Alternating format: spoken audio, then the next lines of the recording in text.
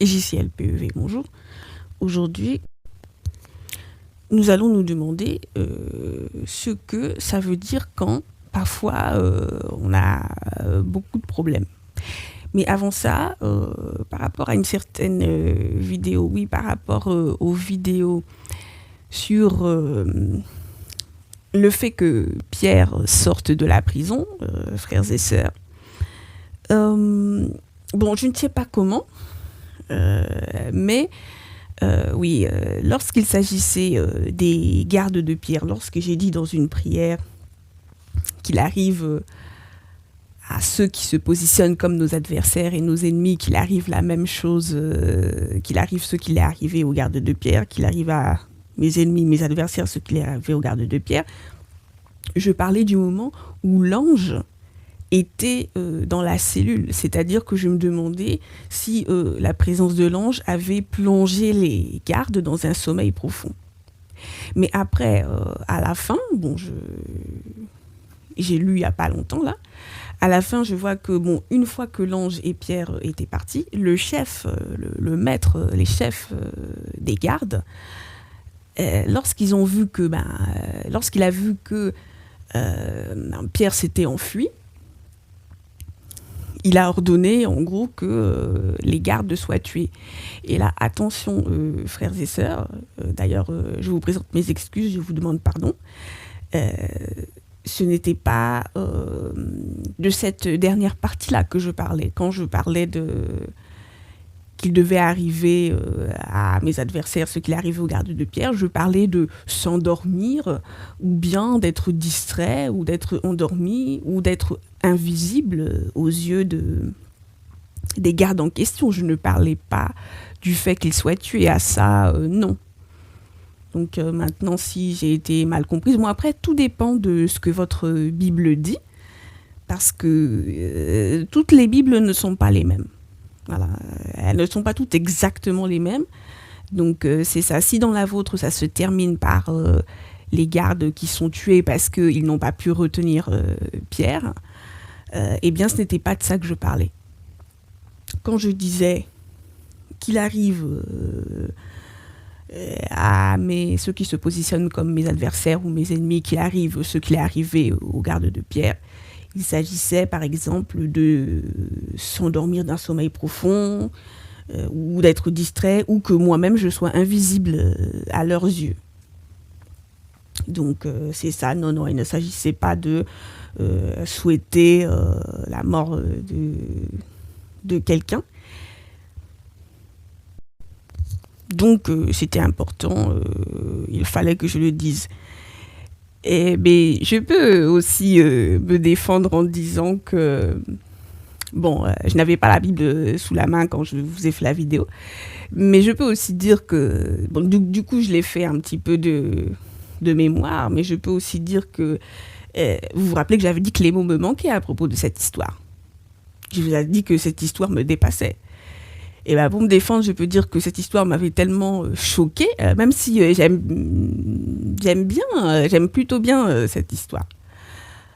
Bon, pas le fait que les gardes soient tués à la fin, si c'est ce que votre Bible dit, mais tellement que cette histoire m'a choquée, ben, j'en ai oublié quelques parties. Voilà. Donc, je disais, frères et sœurs, qu'est-ce que ça peut vouloir dire lorsque on a, certains d'entre nous, on a beaucoup de problèmes. D'une part, je ne sais pas ce que ça veut dire. D'autre part, selon moi, c'est peut-être parce qu'il est temps qu'il y ait un changement. Un changement, c'est-à-dire... et que personne ne se sente visé, que personne ne se sente blessé. Ça veut dire, selon moi, que vous avez fait votre temps dans un endroit ou dans une situation et qu'il est temps de passer à autre chose. Et c'est comme si...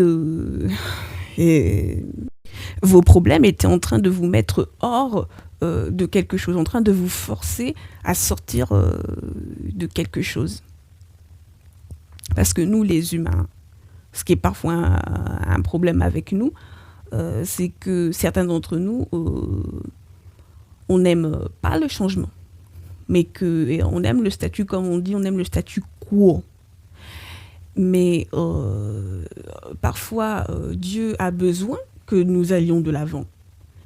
Et comme nous refusons, je ne dis pas que c'est forcément lui qui fait en sorte que, mais comme nous refusons parce que nous sommes tellement habitués à ce que notre vie soit de telle manière,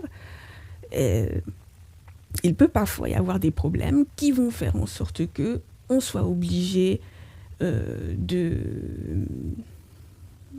changer d'une certaine manière ou de faire telle ou telle chose ou de prendre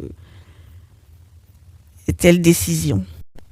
Les situations de progression dans la Bible, parfois ça arrive quand un personnage est confronté à un problème. Après ce problème-là, il progresse. Ou au travers de ce problème-là, ça l'emmène dans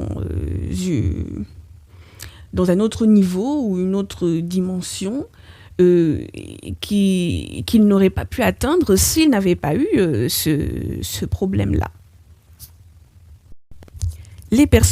Certains personnages vont avoir un problème, et c'est au travers de ce problème-là qu'ils vont être élevés par la suite. Il y a également certains problèmes que nous avons et qui, bizarrement, sont là pour nous délivrer de quelque chose, nous délivrer nous-mêmes, soi-même, ou peut-être d'autres personnes. Mais si je peux me permettre d'être direct, frères et sœurs, sans viser, blesser, sans vouloir blesser ou choquer qui que ce soit, pour être direct, parfois quand on a beaucoup de problèmes, c'est qu'il est temps de partir. Partir, c'est-à-dire partir, quitter, ou voilà, c'est-à-dire que ton temps là est fini et que tu dois partir. Ce n'est pas dès qu'il y a un problème, je dois partir, je dois fuir. Dès qu'il y a un problème, au moindre petit truc, je fuis. Non, mais c'est quand vraiment constater que c'est, à moins que ce soit Dieu qui te le dise, quand tu as constaté que ça ne va pas, c'est qu'il faut partir, c'est qu'il faut essayer autre chose. Je ne suis pas forcément catégorique, je dis dans certains cas, pour certaines personnes, c'est qu'il faut partir. Et les problèmes continueront, se répéteront jusqu'à ce que tu partes. Parce que tu as vécu ce que tu avais à vivre, tu as appris ce que tu avais à apprendre, tu as compris ce qu'il fallait comprendre, c'est fini, donc maintenant tu dois avancer. Mais comme nous les humains, nous aimons bien nos habitudes, nous aimons bien, certains d'entre nous, on n'aime pas le changement, on en a peur, on a peur de l'inconnu, on a peur du changement, on ne veut pas. Alors il faut que quelque chose nous oblige à partir. Il faut quelque chose qui nous propulse, par exemple. Il faut quelque chose qui nous catapulte, si je peux dire. Et parfois, ce quelque chose-là, ce sont les problèmes. Par exemple, dans la Bible, Jésus-Christ a eu des problèmes. Et ces problèmes, c'est une histoire particulière, mais les problèmes que Jésus a eus, ça a permis que l'humanité ait une opportunité, par exemple, de se racheter pour l'éternité. Hein? Le fait que Jésus ait eu des problèmes jusqu'à ce niveau-là, ça l'a emmené dans telle chose qui a fait que l'humanité a eu une opportunité. Les problèmes que nous avons parfois sont là, même si on a du mal à les voir comme ça, sont parfois là pour nous délivrer certaines autres personnes, ou pour nous forcer, nous pousser à aller de l'avant. Parce qu'autrement, on resterait dans nos habitudes. Alors que parfois, ce n'est pas du tout pour rendre quelqu'un insatisfait de sa vie de tous les jours. Ce n'est pas pour faire en sorte que quelqu'un se plaigne de sa vie de tous les jours, alors qu'avant, la personne ne se plaignait pas. Mais bon, il faut dire aussi que le monde, oui, c'est vrai qu'il y a des problèmes dans ce monde, mais il y a aussi du beau monde à voir. Il y a aussi de belles choses à découvrir, il y a aussi des autres endroits à découvrir, peut-être certaines autres... peut-être, pour ceux que ça intéresse, quelques nouvelles rencontres à faire, tout en sachant que oui, peut-être là où vous êtes, oui, vous pouvez faire ça aussi de là où vous êtes. Il y a aussi peut-être des personnes intéressantes où vous êtes, ça, oui. Mais quand parfois on a trop de problèmes, c'est qu'il est temps de partir. Sans problème, nous n'oserions pas. Il y a par exemple des gens qui ont eu des problèmes, des désillusions, des déceptions, ou je ne sais quels autres types de problèmes dans je ne sais quel lieu ou ville, et que personne ne se sente visé. Hein. Ça peut arriver à n'importe qui, dans n'importe quelle ville, dans n'importe quel pays, d'avoir une déception. D'accord ? Et ces personnes, pour ne plus être rappelées telle chose ou quoi, décident de partir, décident de déménager,